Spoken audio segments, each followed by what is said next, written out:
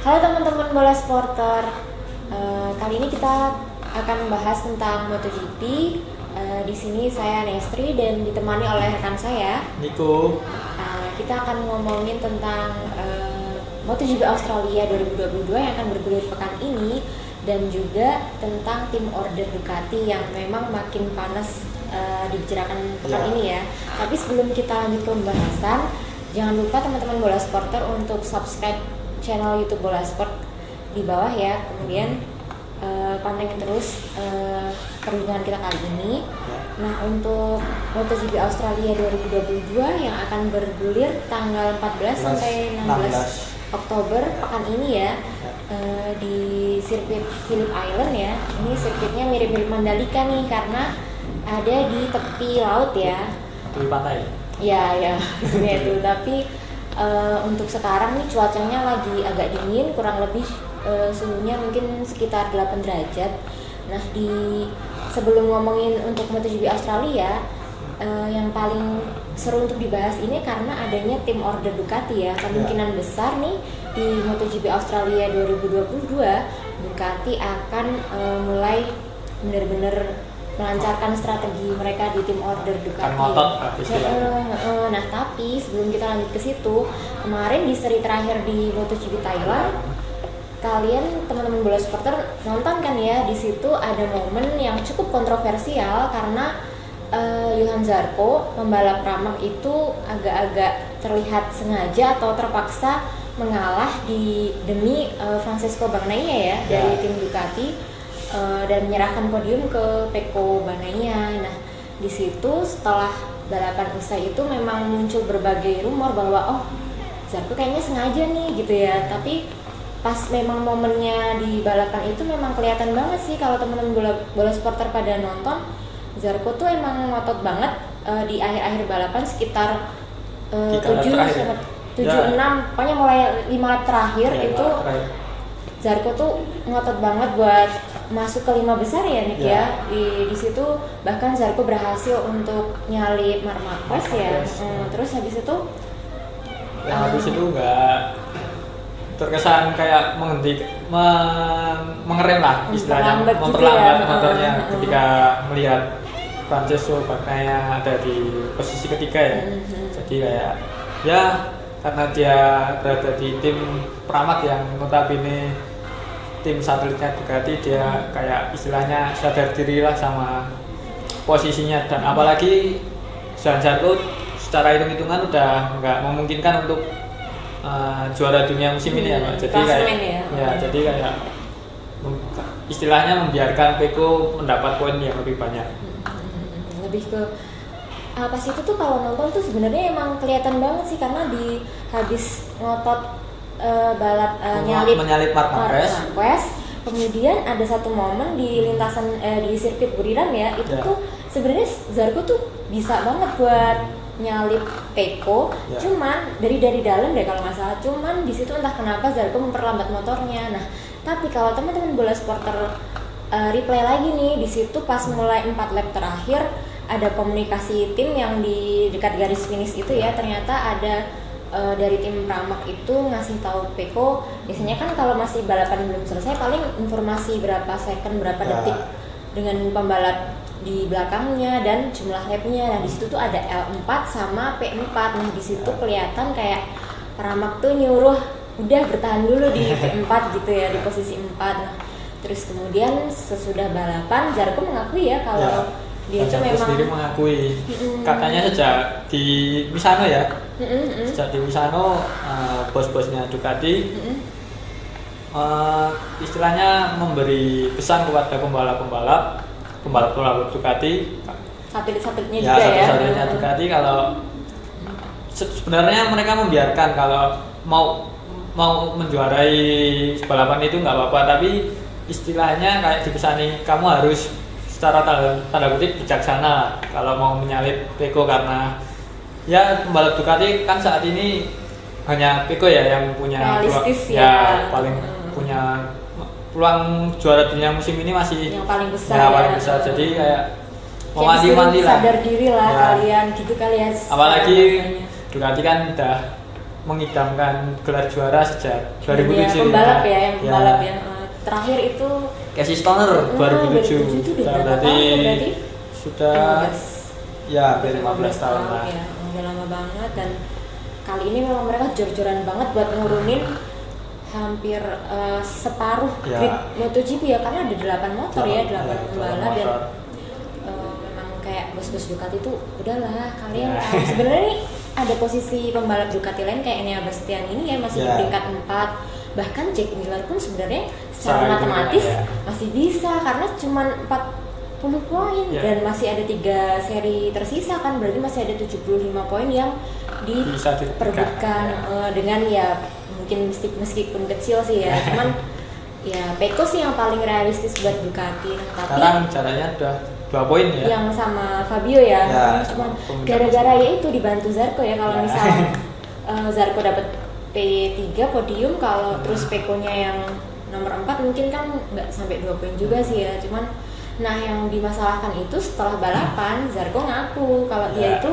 ragu-ragu mau nyalip. Nah ternyata spekulasinya tuh kayak Zarco tuh masih menaruh respect karena dia termasuk pembalap yang udah agak senior ya. Zarco tuh dia udah debut dari 2017 juga, jadi kayak lebih memikirkan masa depannya Ducati. Ya udahlah, sebenarnya dia sendiri sebenarnya ngomong kalau ya saya sih senang kalau dapet podium ya, cuman ya udahlah saya ngalah aja nih gitu. Tapi masalahnya nih dari video unseen yang apa ya kayak di balik layarnya di MotoGP itu kemarin tuh ke-reveal keungkap kalau ternyata nih dari krunya Pramac pun ada yang nggak senang dengan keputusan Zarco ngalah demi Pecco, dan itu yang sangat-sangat terlihat itu dari wajahnya Marco Rigamonti. Beliau itu adalah kepala krunya Zarco ya di Pramac, dan di situ dia waktu itu kan bos-bos Ducati tuh Gigi D'Aligna, kemudian Paul Giabatti dan Tardosi ini yang paling ekspresif ya. Beliau kan memang bos Ducati yang paling manajer tim Ducati yang paling ekspresif. Senang banget waktu Pecco dapat podium, tahu kalau klasemen tinggal -2 doang. Nah di situ pas mendatangi bos-bos Ducati ini datang ke pedoknya Pramac, kelihatan banget tuh di situ Marco Rigamonti tuh kayak wajahnya tuh kayak, dan di situ terus kedengeran nih ucapannya tuh bahwa seharusnya tuh yang pantas untuk dapat kemenangan dalam arti podium itu tuh ya yang pantas itu maksudnya tuh si Zarco gitu ya. Tapi ya gimana lagi, terus ditenangin sama Gigi D'Aligna ya kayaknya ya udah sorry ya. Dan di situ bos Ducati Gigi D'Aligna itu ngomong sorry banget nih, sorry kayak istilahnya sorry banget ya harus kayak ngalah gitu. Berarti kan di situ kan kayak ada indikasi bahwa ternyata pun dari pihak kru tim satelit itu nggak sepenuhnya senang ya kalau melihat pembalap mereka tuh harus ngalah demi pembalap ini, padahal di situ di depan mata mereka tuh Zarco bener-bener punya kecepatan, punya kesempatan. Kemarin yang Thailand tuh yang dimana yang para pembalap lain udah kehabisan ban, Zarco pintar untuk memelihara ban dan bisa merangsak naik ya. Jadi kayak yang aduh sayang banget tinggal dikit lagi podium, kenapa harus ngalah, mungkin kayak gitu. Dan di situ salah satu kru Pramac juga ngomong ya kamu sudah melakukan apa yang diminta oleh Gigi nih kayak gitu. Berarti kan memang kayak bos Ducati itu ngomong ya kita nggak ada tim order, tapi secara tersirat mereka kayak nyampein gitu ya. Mungkin omongannya yang di depan media sama di belakang layar beda ya. Nah tapi mungkin beda kali ya kalau posisinya Zarco itu diisi Enea Bastian ini ya. Karena Bastian ini kelihatan banget masih ngotot lah. Dia mungkin karena jiwa pembalap muda ya, baru tahun kedua di MotoGP, dan dia selalu bilang bahwa ya saya merasa nggak dikasih tahu tentang tim order ya nggak masalah, saya mau nyalip Pecco kayak yang kemarin itu ya di seri-seri yang 2 kali malah 2 seri. Dan tapi waktu itu sempat disemprot sama bos Ducati Claudio Domenicali kalau nggak salah, yang itu malah ngomong di depan media bahwa beliau nggak suka dengan cara Bastian ini, mungkin karena pengalaman musim tahun 2000 berapa ya 17 kalau nggak salah Ducati, karena pernah pengalaman Andrea Dovizioso sama Andrea Iannone ya waktu itu perebutan podium dan malah dua-duanya crash ya, kayak mereka takut kejadian itu menimpa di Pecco tahun ini. Jadi kalau menurut Nico nih sebenarnya tim order Ducati tuh kayak tim ordernya kayak gini tuh gimana sih? Kayak setuju nggak sih kalau menurut Nico nih? Kayak gitu tuh kayak gitu. Selagi tidak ada aturan, tidak ada regulasi dari pihak MotoGP ya.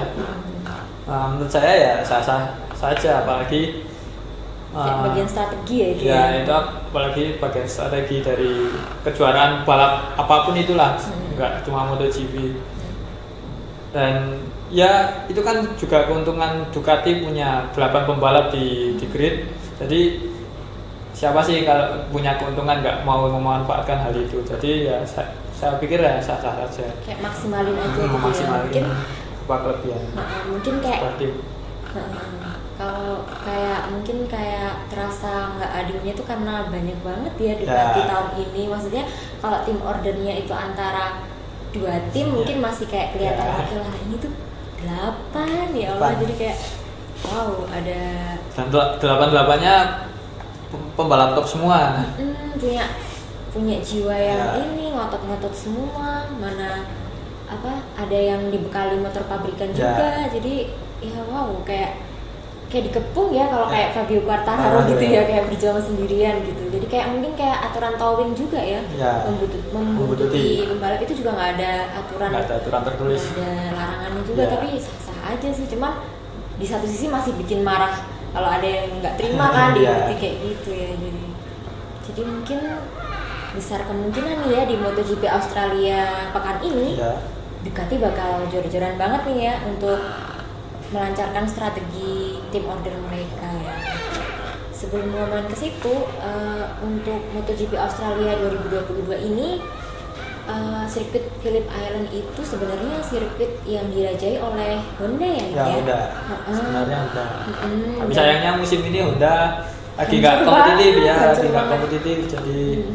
jadi kayaknya ya meskipun Marc Marquez ini ya udah kayak mulai ke jalur track positif lah, udah menanjak terus performanya, tapi ya mungkin belum di Phillip Island lah kalau menang sama Marc Marquez itu. Dan sirkuit Phillip Island ini tuh sirkuit anti clockwise ya nih ya. Istilahnya sirkuit kidal lah, karena punya 12 tikungan, 7 tikungan ke kiri, 5 tikungan kanan. Jadi arahnya nanti memang berlawanan arah jarum jam, dan memang di Phillip Island ini yang juara bertahannya itu Marc Marquez ya. Marc Marquez 2019. Andal banget untuk sirkuit yang belok ke kiri. Cuman untuk tahun ini kayaknya mungkin agak nggak favoritkan lah seperti tahun-tahun sebelumnya.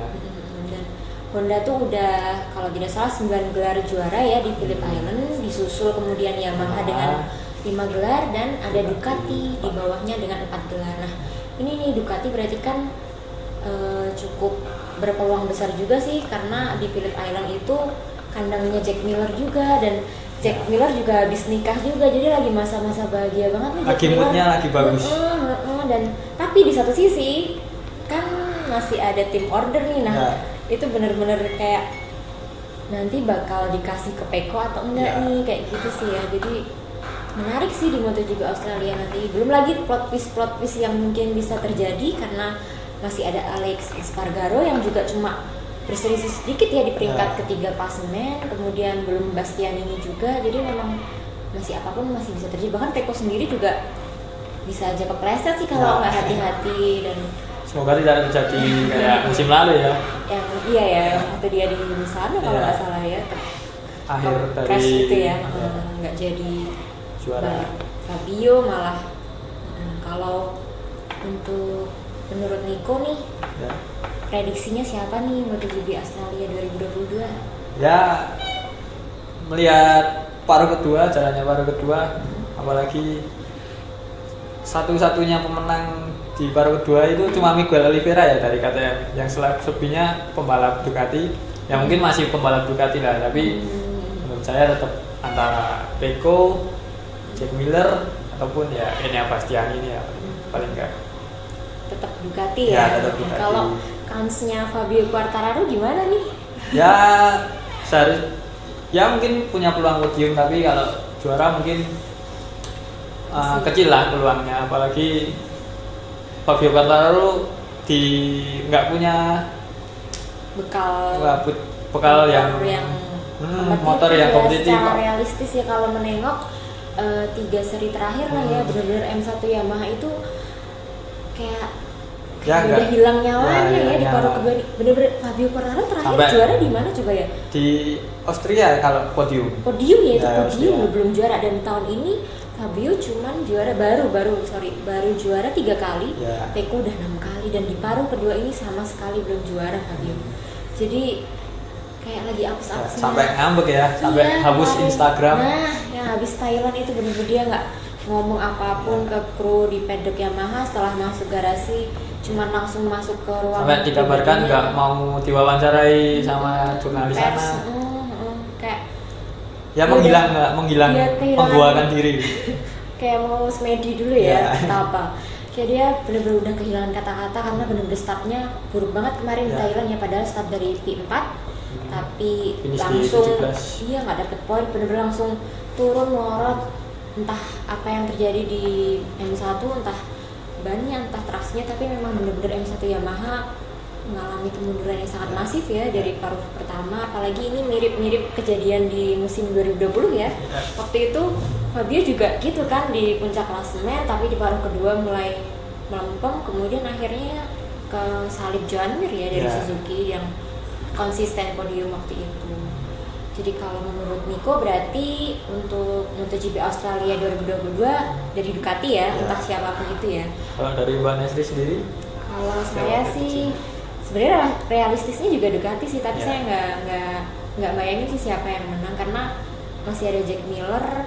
Kalau Pecco tuh sebenarnya realistis mungkin bisa, cuman di satu sisi Pecco juga bakal menahan beban yang cukup berat ya, karena meskipun yang kayaknya terhimpit itu Fabio, tapi Pecco sendiri tuh juga bakal kebeban sama Ducati ya, karena melihat gap poinnya cuma 2 poin, dia mungkin akan menggebu-gebu. Nah, kadang-kadang nih Pecco tuh nggak terduga ya, selalu membuat kesalahan yang entah salah pilih ban, entah salah apalah yang di lintasan tiba-tiba tiba-tiba jatuh dan crash, jadinya bikin kayak wow, jadi kayak plot twist semua gitu ya. Untuk MotoGP Australia sendiri nanti digelar tanggal 14 sampai 16 Oktober akhir pekan ini. Dan jangan lupa nih teman-teman bola supporter, kalau MotoGP Australia ini tuh nanti digelarnya pagi hari ya, karena kurang lebih kayak 4 atau 5 jam lebih cepat dari WIB. Jadi nanti latihan bebas kayak gitunya itu kurang lebih habis jam-jam subuh ya, jam 5 jam 6 pagi, kemudian untuk kualifikasinya juga jam 10 pagi ya. Terus nanti di hari Minggunya jam 10 pagi juga nih.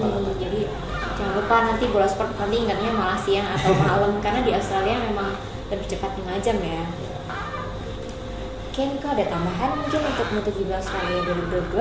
Ya mungkin cukup sampai Kalau situ dulu. order mungkin pasti ya untuk Ducati. Kemudian nanti melihat kiprahnya Fabio apakah bisa bangkit di Phillip Island, karena memang udah 2 tahun absen ya di kalender MotoGP, baru tahun ini muncul lagi nih Phillip Island.